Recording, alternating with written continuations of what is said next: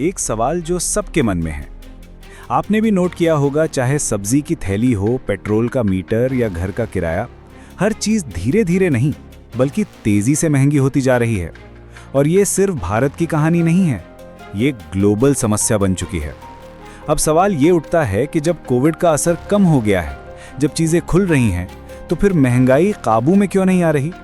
इसके पीछे क्या सिर्फ आर्थिक कारण है या कुछ बड़े देशों की चालें भी चल रही हैं जिनका असर हम तक पहुंच रहा है?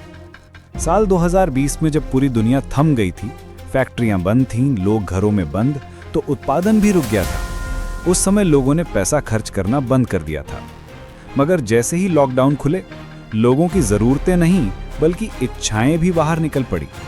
अब सोचिए, डिमांड तो अचानक से बहुत बढ़ गई, लेकिन सप्लाई वो तो अभी भी धीमी थी। कंटेनर उपलब्ध नहीं, मजदूरों की कमी, रॉ मटेरियल की देरी, सब कुछ उलझ गया और यहीं से महंगाई का पहला तूफान उठा।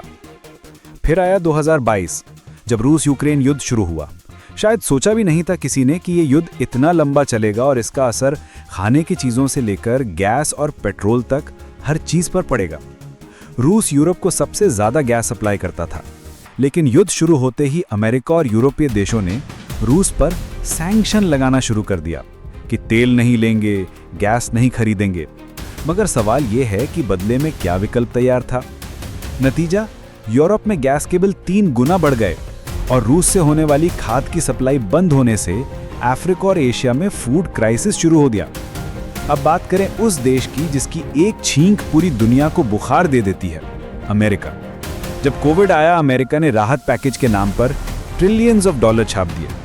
लोगों को फ्री पैसे मिले, मदद भी जरूरी थी, लेकिन जब सिस्टम में इतना ज्यादा पैसा आ जाता है तो उसकी वैल्यू गिरती है। और जब वो डॉलर पूरी दुनिया की ट्रेडिंग करेंसी है, तो महंगाई सिर्फ अमेरिका में नहीं, पूरी दुनिया में हो जाती है। अब जरा इस बात पर गौर कीजिए, अमेरिका और यूरोप ने सिर्फ रूस ही नहीं बल्कि ईरान, वेनेजुएला, चीन जैसे कई देशों पर अलग अलग तरह के सैंक्शन लगाए हैं। कहने को तो ये सब लोकतंत्र और मानवाधिकार के नाम पर किया जाता है, लेकिन असल में ये इनकी पॉलिटिक्स होती है। और हैरानी की बात तो ये है कि जिन देशों पर ये सैंक्शन लगाए जाते हैं, वही पश्चिमी देश बाद में चोरी छुपे उनसे व्यापार भी करते हैं।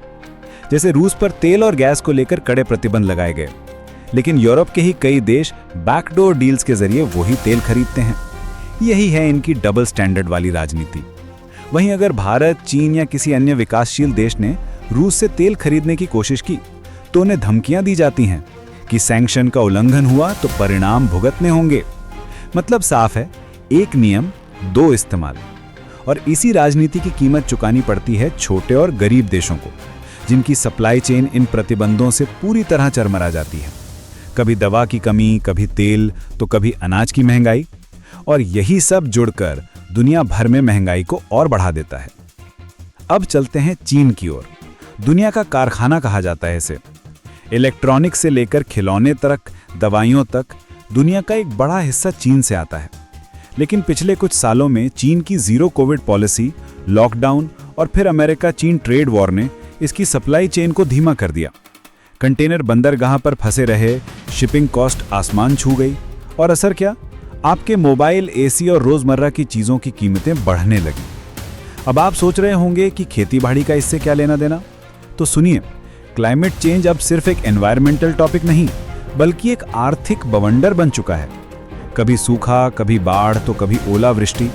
गेहूं, चावल, सरसों जैसी फसलें बर्बाद हो रही हैं, जिससे खाने की चीजों की कीमतें ऊपर जा रही हैं और यही महंगाई सीधे आपकी थाली तक पहुंचती है। भारत जैसे देश जो कच्चा तेल, खाद और मशीनरी इंपोर्ट करते हैं, वहां डॉलर का मजबूत होना एक अलग मुसीबत है। जब $1 80-85 रुपए का हो जाता है, तो उसका असर सिर्फ तेल तक नहीं, हर उस चीज पर होता है जो बाहर से आती है। ऊपर से सरकारें जब जीएसटी और टैक्स के जरिए रेवेन्यू इकट्ठा करती हैं, तो महंगाई की आग में और घी डाल देती हैं। और आम आदमी बस इतना कर पाता है कि वो थोड़ी कम खरीदारी करे या उधार ले, पर झटका तो झटका ही होता है। तो अब सवाल है, इससे बाहर कैसे निकला जाए? क्या सिर्फ रेट कम करना काफी होगा? शायद नहीं। जब तक पश्चिमी देश अपनी राजनीति को आर्थिक शांति से ऊपर रखते रहेंगे और ग्लोबल सहयोग की जगह प्रतिबंध की भाषा बोलते रहेंगे, तब तक महंगाई सिर्फ आंकड़ा नहीं बल्कि हर घर की परेशानी बनी रहेगी। समाधान है local production, regional trade, renewable energy और जिम्मेदार ग्लोबल पॉलिसी। और हमें भी ये समझना होगा कि यह सिर्फ एक देश की कहानी नहीं, बल्कि एक ऐसे सिस्टम की कहानी है जो हर बार आम आदमी की जेब काटता है।